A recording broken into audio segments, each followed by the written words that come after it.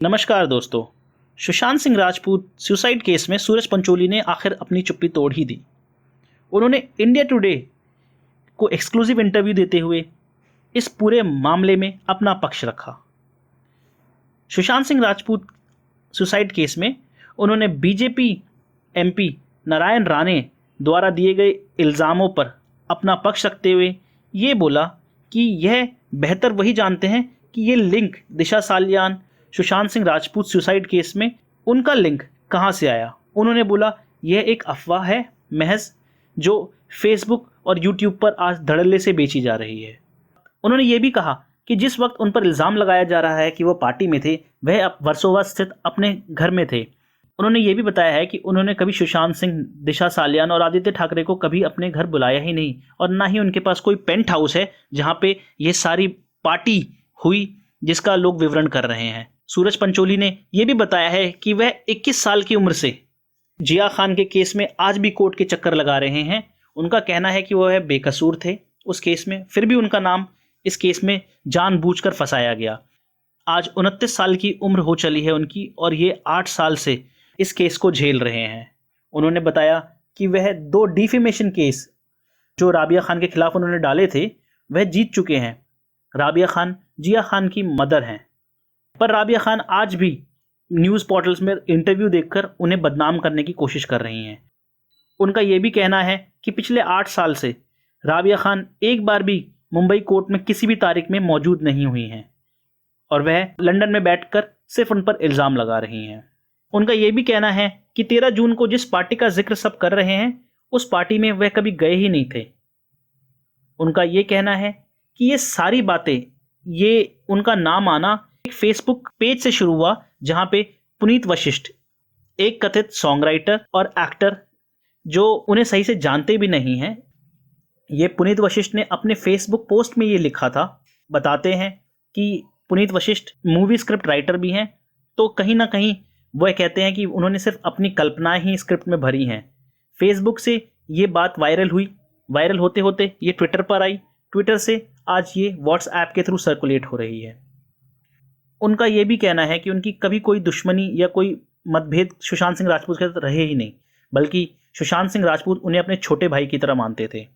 उनका यह भी कहना है कि दिशा सालियान को वह ठीक से जानते भी नहीं हैं, ना ही उन्होंने कभी दिशा सालियान से किसी तरह का संपर्क किया, ना ही दिशा सालियान के परिवार वालों को वो जानते हैं। उनका कहना है कि फिल्म इंडस्ट्री में लगभग 5000 से 6000 मैनेजर्स हैं जो शायद ही उनको जानते हैं, और वह शायद ही उनमें से किसी एक को जानते हैं। उनका यह भी कहना है कि दिशा सालियान के साथ उनकी कोई भी कभी तस्वीर नहीं है। जो तस्वीर दिखाई जा रही है वह उनके दोस्त सोनाक्षी राज और उनकी है, जिसमें सोनाक्षी राज को दिशा सालियान बताया जा रहा है। उनका यह कहना है कि उनका कभी दिशा से इंटरेक्शन हुआ ही नहीं था, ना कभी कोई कनेक्शन बना। उन्होंने दिशा के बारे में यह भी कहा है कि भगवान उनकी आत्मा को शांति दे और उसके परिवार को हिम्मत। जब उनसे पूछा गया कि सिर्फ उनका ही नाम क्यों इस मामले में घसीटा जा रहा है, तो सूरज पंचोली ने कि मुझे नहीं पता, जब इतने बड़े बड़े लोगों का नाम इस मामले में घसीटा जा रहा है तो मैं क्या चीज़ हूँ। उन्होंने ये भी कहा कि ये बेहतर होगा कि आप पुनीत वशिष्ठ से पूछिए जिसने इस सब की शुरुआत की।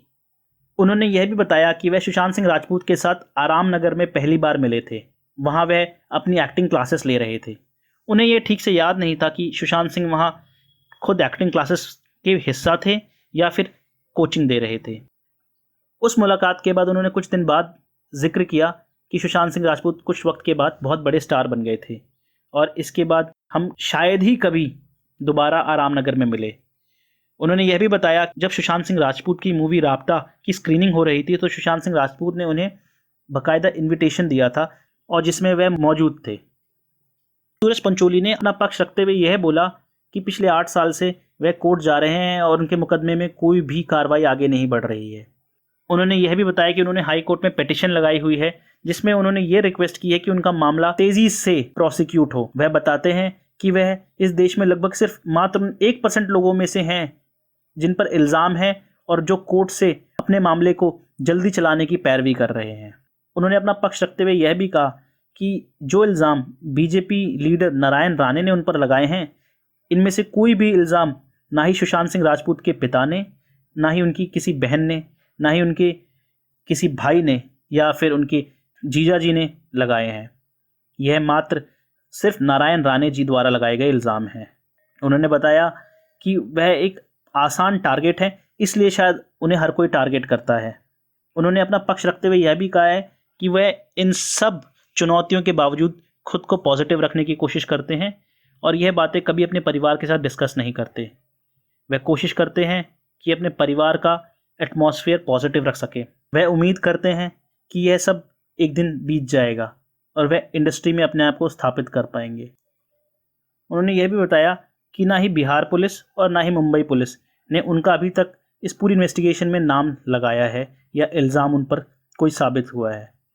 उन्होंने अपना पक्ष रखते हुए सिर्फ यही कहा है कि वह सुशांत सिंह राजपूत की बिना वक्त मौत के लिए बहुत बुरा फील करते हैं और वह बस दुआ करते हैं कि भगवान उनके परिवार को हिम्मत दे। तो सुशांत सिंह राजपूत सुसाइड केस में आगे क्या होता है, इसके लिए हमसे जुड़े रहिए।